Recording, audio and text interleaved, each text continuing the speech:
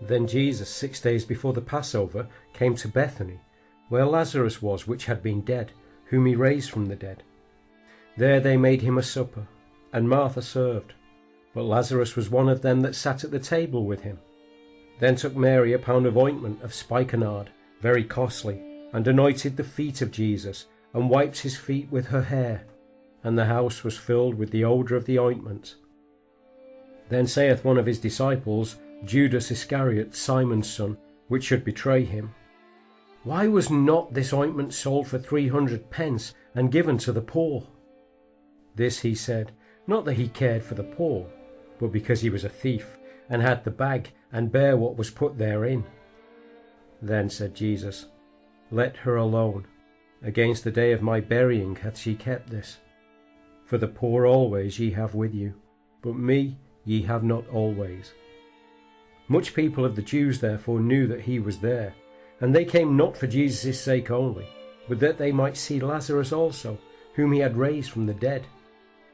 But the chief priests consulted that they might put Lazarus also to death, because that by reason of him many of the Jews went away and believed on Jesus. On the next day much people that were come to the feast, when they heard that Jesus was coming to Jerusalem, took branches of palm trees, and went forth to meet him, and cried, Hosanna, blessed is the King of Israel that cometh in the name of the Lord. And Jesus, when he had found a young ass, sat thereon, as it is written, Fear not, daughter of Zion, behold thy King cometh, sitting on an ass's colt. These things understood not his disciples at the first. But when Jesus was glorified, then remembered they that these things were written of him, and that they had done these things unto him. The people therefore that was with him, when he called Lazarus out of his grave, and raised him from the dead, bear record. For this cause the people also met him, for that they heard that he had done this miracle. The Pharisees therefore said among themselves, Perceive ye how he prevailed nothing? Behold, the world is gone after him. And there were certain Greeks among them that came up to worship at the feast. The same came therefore to Philip, which was of Bethsaida of Galilee, and desired him, saying, Sir, we would see Jesus. Philip cometh and telleth Andrew, and again Andrew and Philip tell Jesus.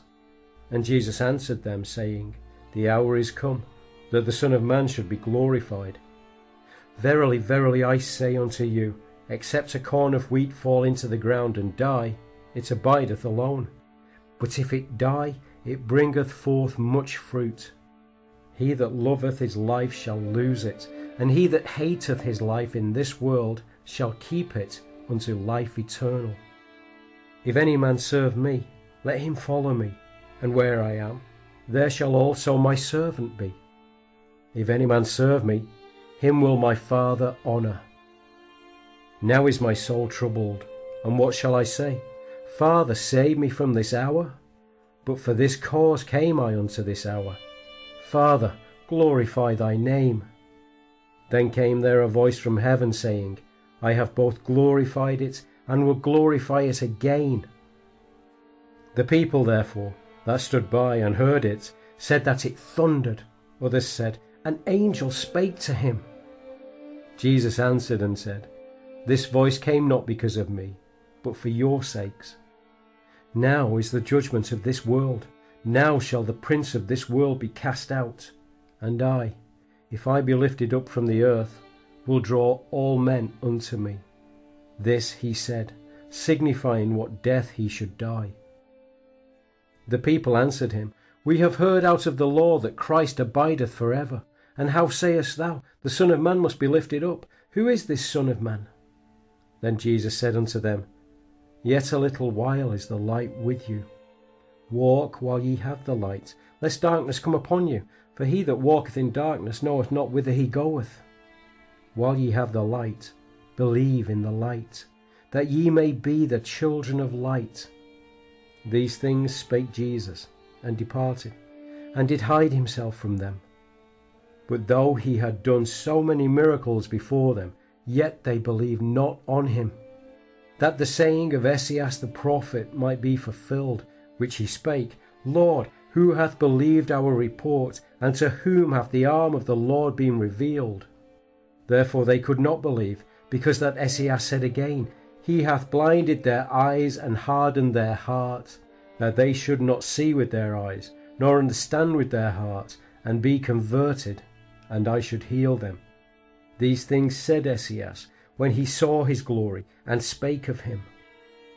Nevertheless, among the chief rulers also many believed on him, but because of the Pharisees they did not confess him, lest they should be put out of the synagogue. For they loved the praise of men more than the praise of God.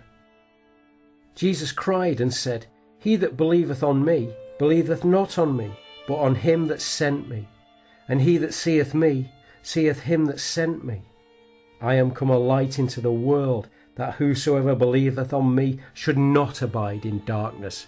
And if any man hear my words, and believe not, I judge him not, for I came not to judge the world, but to save the world.